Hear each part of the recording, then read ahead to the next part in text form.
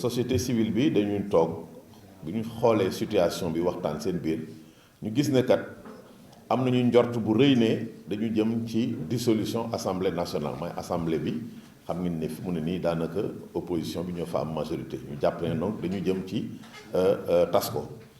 alors loolu yëpp bi nga xamee ne donc seddu lañ ko moo am tuuti ay njàqare yoo xam ne am nañ ko parce que gis nañ ne dafa am décalage boo xam ne dafa am diggante li nga xam ne code électoral bi wax na ko ci wàllu organisation élection ak disposition yi nga xam ne également constitution bi wax na ko bu ñu xoolee constitution bi ñu gis ne article 87 dafa wax ne bu fekkee ne assemblée bi dañ ko tas élection yi dañ ko war a def ci diiru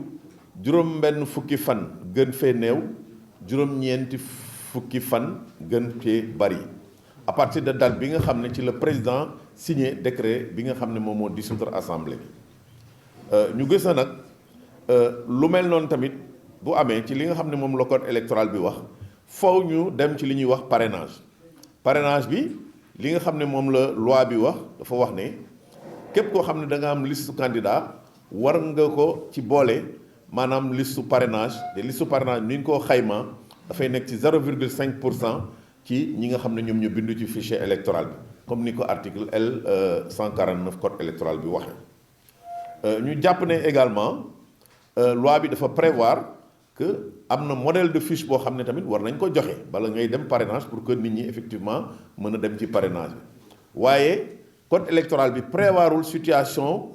boo xam ne ni dañu dissoudre assemblée bi fiche bi naka la war a demee ci yan anam lañ ko war a joxe et ñu gis ne tamit boo demee ci wàllu candidature li nga xam ne code électoral bi moom la wax mooy candidature dañ ko war a déposer lu toll ci maanaam juróom-ñetti fukki fan ak juróom laata ñuy dem ci bisu élection bi donc ñu gis ne loolu yëpp nekk na ay problèmes yoo xam ne daal ay jafe-jafe yoo xam ne mën naa am alors ñu gis ne donc fi mu ne nii boo xoolee suñu texte yi mooy maanaam loi yeeg règlement yi nga xam ne actuellement moom mooy daw te moom mooy maanaam saytu mbiru parrainage bi bu ñu ko toppee dina am ay jafe-jafe yoo xam ne dinañ ko am ñu gis ne nag loolu bu amee dafa laaj acteurs yi nga xam ne ñoom ñoo séq mbir mi ñu waxtaan ba nga xam ne loolu nga xam ne code électoral bi prévoir ko woon parce que dañu naan nekk ci situation boo xam ne exceptionnelle ñoom di solution anticipée ñu xool nañuy def vraiment pour jéem ci trouver ay saafara mais ñun biñ ci xalaatee ñu wax ne nag am na ci loo xam ne nii maanaam mën nañ ko baaxee nit ñi ñu jàpp ne loolu bu fekkee ne doxal nañ ko mbir mi xëy na mën na bañ am benn jafe-jafe bi ci jëkk mooy ñun dañu proposer ñu wàññi maanaam nombre parrainage bi nga xam ne moom la ñu wax xam nga bu njëkk ba dañ day wax 0,5% du nombre de total d'électeurs dans le fichier loolu mën naa bari ci délai bu mel noonu délai bu gàtt bi ñu ne nag dañu fexe ba wàññi loolu pour que nit ñëpp xëy na ñi nga xam bëgg nañu nekk candidat mën a présenter seen liste maanaam mbiru également collecte bi ak contrôle bi ñu jéem ko simplifier oyofal ko ba nga xam ne nit ñi bëgg nekk candidat dinañu mën a def seen parrainage te du am jafe-jafe yu bari ñetteel bi mooy quitus bi nga xam ne moom lañ lay jox maanaam boo demee di verser sa caution ci caisse de dépôt et de consignation laata ñu lay jox fiche nga ñëw indi quitus bi pour wane ni yow fay nga sa caution ñu door laa jox fiche nga mën a def sa collecte ñeenteel bi mooy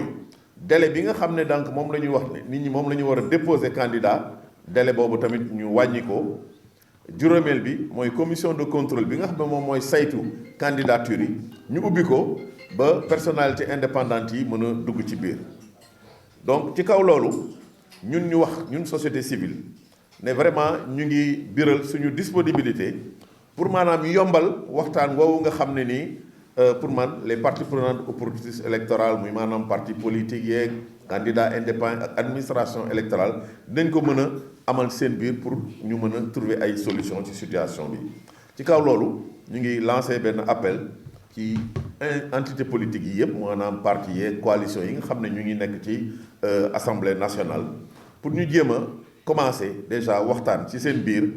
pour ñu fexe ba réforme yi nga xam ne jàpp nañ ne bu ñu ko doxalee mbir mi vraiment dina tax ñu mën a dem ci ay élections yoo xam ne élections yu dal la élections yoo xam ne yu ànd ak jàmm la loolu donc ñu mën ko def loolu mooy li nga xam ne organisation de la société civile yi tënk dañ ko ñi nga xam ne nag ñoo signé déclaration bi COSC, le collectif des organisations de la société civile pour les élections, ak rencontre africaine pour les droits de l'homme RADDHO, ONG 3D, réseau Siggil Jigéen, Ligue sénégalaise des droits humains, ONDH mooy organisation nationale des droits de l'homme, URAC, AGED, SERAC, Handicap Forum Éduc, Oxygène, OCDEA, AFEX, GRADEC, Dialogue Citoyen ak Africa Jom Center. Considérant que l'article 87 de la Constitution dispose qu'en cas de dissolution, le scrutin a lieu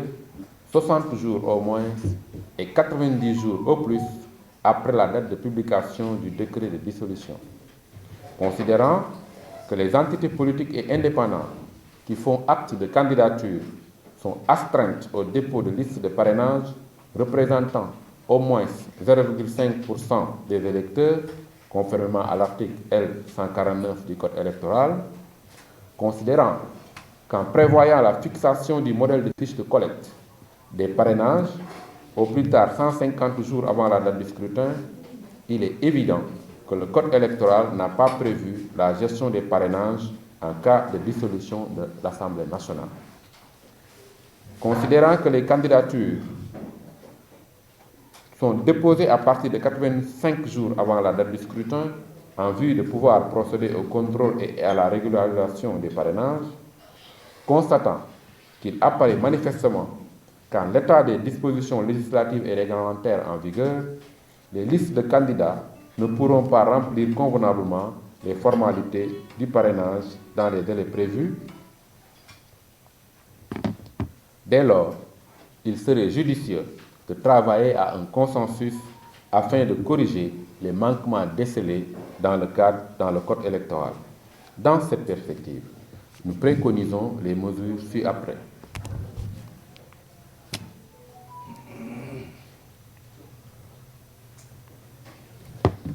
Dans cette perspective, nous préconisons les mesures ci-après. Réduire le nombre de parrainages requis. 2. Simplifier le système de collecte et de contrôle des parrainages.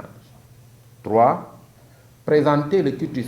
attestant du dépôt de la caution lors du retrait des documents relatifs à la collecte des parrainages. 4. Réduire le délai de dépôt des candidatures. Et enfin, 5. Élargir la commission de contrôle et de validation des parrainages aux personnalités indépendantes. En conséquence, tout en exprimant notre disponibilité à faciliter le dialogue entre les parties prenantes au processus électoral, nous lançons un appel pressant aux entités politiques représentées à l'Assemblée nationale à entreprendre les échanges nécessaires en vue de parvenir aux réformes appropriées permettant d'engager les prochaines élections dans la paix et la sérénité.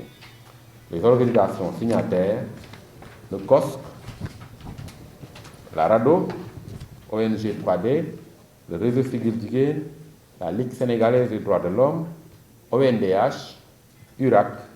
AGED, SERAC, Handicap Forum Éduc, Oxygène, OCDEA, AFEX, GRADEC, Dialogue Citoyen, Africa Jom Center. Je vous remercie. Je passe la parole à Babacar Ba.